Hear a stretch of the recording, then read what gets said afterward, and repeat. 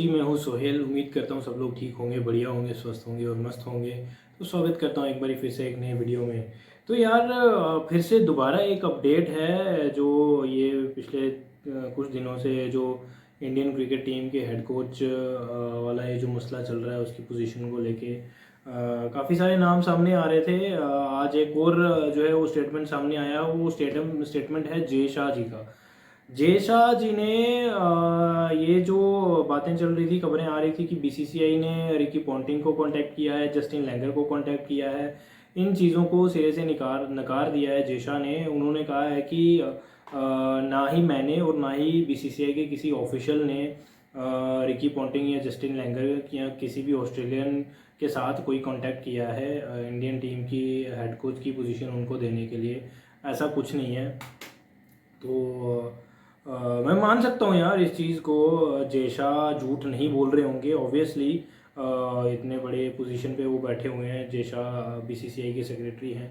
और दूसरी जगह अगर हम देखें रिकी पॉन्टिंग और जस्टिन लैंगर, वो भी तो झूठ नहीं बोल रहे होंगे।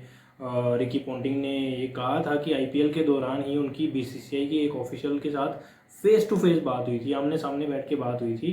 तो उन्होंने मुझे कहा था कि ऐसे ऐसे जो है इंडियन टीम के हेड कोच को लेके जो है वो प्रोसेस शुरू है, तो अगर आप इंटरेस्टेड हैं तो जो है वो आगे बातचीत चलाते हैं। तो रिकी पॉन्टिंग इतना भी कहते हैं कि इस चीज़ को लेके उन्होंने अपने बेटे के साथ भी बात करी थी। वो अभी फ़िलहाल इंडिया में ही हैं, उनकी फैमिली भी इंडिया में ही है। तो उनके बेटे ने भी यही कहा था कि ऑफ़र बहुत अच्छी है, इसको आप एक्सेप्ट कर लीजिए। तो फिर उन्होंने जो है इस चीज़ का हवाला देते हुए उस ऑफिशियल को, जो बीसीसीआई का ऑफिशियल है जो भी है, उनको ये बात कहा था कि जो है वो मेरी फैमिली है, वो उस तरह का लाइफस्टाइल मुझे लगता है इंडिया में उनको नहीं मिल पाएगा जैसा कि ऑस्ट्रेलिया में मिलेगा। तो उस चीज़ को लेके वो रिकी पॉन्टिंग पीछे हो गए। तो जस्टिन लैंगर का भी जो स्टेटमेंट है वो ऐसे आलतू फालतू किसी चलते बंदे को नहीं दिया उन्होंने। बीसीसीआई ये बीबीसी की एक पॉडकास्ट में उन्होंने कहा है कि उनको जो है ऑफ़र हुई थी कोचिंग, लेकिन उसके बाद उन्होंने केएल राहुल से बात करी इस बारे में। अभी लखनऊ सुपर जायंट्स के कोच हैं जस्टिन लैंगर और केएल राहुल कप्तान हैं। वो कहते हैं कि उनकी केएल राहुल के साथ बात हुई। केएल राहुल ने उन्हें समझाया कि पॉलिटिकल काफ़ी इश्यूज हैं, पॉलिटिकल अमल दखल रहती है क्रिकेट में या जैसे भी है, तो काफ़ी प्रेशर वाली ये जॉब होने वाली है। तो और भी काफ़ी सारे हैं वो चीज़ें कहते हैं। पॉडकास्ट आप देख सकते हैं जाके, बीसीसीआई की अवेलेबल है। तो उसमें ये सारी चीज़ें हुई, तो उसके बाद जो है जस्टिन लैंगर भी पीछे हो गए। तो स्टीफन फ्लेमिंग की बात सामने आई थी। उसके बाद जय शाह के स्टेटमेंट के हिसाब से गौतम गंभीर का भी नाम आ रहा है। अभी तो फ़िलहाल वो टॉप में उनका नाम चल रहा है। 70-80% तो यही लग रहा है कि भाई गौतम गंभीर ही आने वाले हेड कोच होंगे इंडियन टीम के। बट अगर हम जय शाह जी की स्टेटमेंट के हवाले से अगर हम देखें, उनके अकॉर्डिंग देखें, उन्होंने कहा है कि हमें कोई इंडियन टीम के लिए एक ऐसे हेड कोच की ज़रूरत है जिसको कि डोमेस्टिक सर्कल का, डोमेस्टिक क्रिकेट का पूरा अंदाज़ा हो, पूरी जानकारी हो कि प्लेयर जो है डोमेस्टिक सर्कल में क्या चीज़ें चल रही हैं, किस प्लेयर का जो है वो किस तरह से परफॉर्मेंस है, वो कैसे चल रहा है। अगर उस हिसाब से अगर हम देखें तो फिर तो गौतम गंभीर भी जो है वो फिट नहीं बैठते हैं इस पोजीशन के लिए, इंडियन टीम के क्रिकेट टीम के हेड कोच की पोजीशन के लिए। बट अगर हम गौतम गंभीर की बात करें तो गौतम गंभीर जो है 11 साल उन्होंने कप्तानी की है, 7 साल उन्होंने कप्तानी की है केकेआर की, 8 साल कप्तानी की है केकेआर की, जिसमें उन्होंने 2 बारी ट्रॉफी भी जिताई है। और पिछले 2 साल से केकेआर की टीम जो है वो 7वें पॉइंट पे ख़त्म कर रही थी आईपीएल अपना जो रन है। इस बारी वो प्लेऑफ्स में भी पहुंचे और प्लेऑफ को जीत के सीधे फाइनल में पहुंचे हुए हैं। तो कहीं ना कहीं जो है वो गौतम गंभीर की पकड़ बड़ी ज़बरदस्त है टीम में, उनका होल्ड बहुत तगड़ा है। फिलहाल हेड कोच जो हैं केकेआर के वो तो चंद्रकांत पंडित हैं, वो भी बड़ा नाम है यार। तो केकेआर के लिए गौतम गंभीर जो हैं वो एज ए मेंटर काम कर रहे हैं। इससे पहले 2 साल उन्होंने लखनऊ सुपर जायंट्स के साथ काम किया है।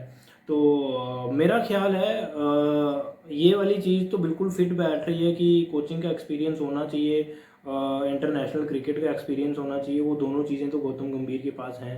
बट वो जो डोमेस्टिक सर्कल वाला है जो पॉइंट है वो उसके बारे में कुछ कहा नहीं जा सकता यार। वो उसके बारे में कितनी नॉलेज है गौतम गंभीर को, कौन सा प्लेयर कहाँ खेलता है, किस तरह से किस स्टेट के लिए खेलता है, इतनी जानकारी रखना मेरे ख्याल में एक बंदे के लिए थोड़ा नामुमकिन सा होता है। लेकिन फिर भी इस चीज़ को बाद में देख लिया जाएगा। लेकिन प्रायोरिटी के हिसाब से अगर मैं बात करूँ तो प्रायोरिटी कहीं ना कहीं अभी भी गौतम गंभीर को ही दी जा रही है। जो मीडिया में बातें चल रही हैं, सोशल मीडिया पे बातें चल रही हैं, उस हिसाब से अगर देखा जाए तो।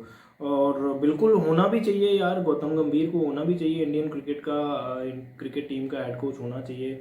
जिस तरह से जो है वो कप्तानी रोहित शर्मा को दी गई है इस T20 वर्ल्ड कप के लिए, तो मुझे लगता है आने वाले इस T20 वर्ल्ड कप के बाद अगर ऊपर वाला ना करे, अगर इंडियन क्रिकेट टीम की कोई अच्छी परफॉर्मेंस नहीं रहती है या फाइनल वगैरह नहीं पहुंचते हैं, नहीं जीतते हैं, तो उसके बाद रोहित शर्मा का जाना तो तय है। क्योंकि 4 ट्रॉफीज़ उनको ICC की ट्रॉफीज़ मिल चुकी हैं, 4 में से एक भी नहीं जीती है। तो उसके बाद आने वाला जो कप्तान है, अभी फ़िलहाल तो वाइस कप्तान हार्दिक पांड्या ही हैं। और मेरा मानना ये है उनको कप्तान नहीं होना चाहिए, लेकिन अगर प्रैक्टिकली देखें तो हार्दिक पांड्या ही हैं आने वाले भारतीय टीम के कप्तान। और उनके एटीट्यूड के भी काफ़ी मसले हैं।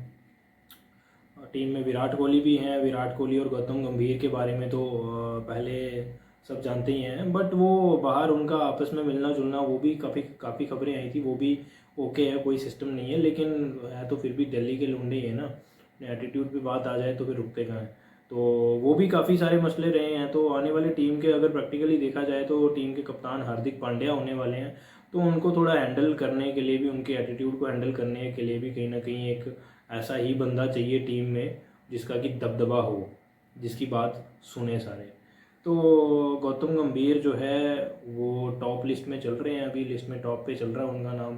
तो मेरा ख्याल है उनको ही होना चाहिए। बाकी जय शाह का जो स्टेटमेंट है वो क्यों आया है ऐसा, उसका अंदाज़ा लगा पाना मुश्किल है। क्योंकि रिकी पॉन्टिंग का जो बयान आया था वो भी काफ़ी बड़े क्रिक इन्फो जो है ESPN क्रिक इन्फो के थ्रू आया था, काफ़ी बड़ी न्यूज़ एजेंसी है। और जस्टिन लैंगर का जो बयान आया था वो BBC के साथ एक पॉडकास्ट में आया था। और जय शाह जी का आज बयान आया है। इन तीनों जो है दोनों तीनों को अगर मिलाया जाए तो कहीं ना कहीं ये फिट नहीं बैठते हैं। तो अब ये बयान क्यों आया है जय शाह का, ये तो देखना पड़ेगा यार। वैसे 27 तारीख को लास्ट डेट है इसकी एप्लीकेशन सबमिट करने के लिए, 2 दिन बाकी हैं, 3 दिन बाकी हैं।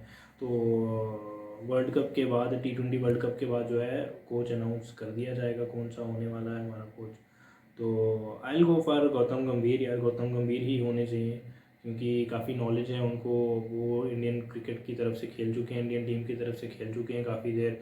ड्रेसिंग रूम में उनको पता है क्या माहौल रहता है, प्लेयर्स का पता है, काफ़ी टाइम से जो है वो इंडियन क्रिकेट के साथ हैं। और सबसे इजी जो चीज़ है वो लैंग्वेज है। तो मेरा नहीं ख्याल कि कोई और इस चॉइस हो सकते हैं गौतम गंभीर से बढ़िया। तो फिलहाल इस वीडियो में इतना ही, मिलते हैं एक नए वीडियो में, तब तक के लिए take care and bye bye.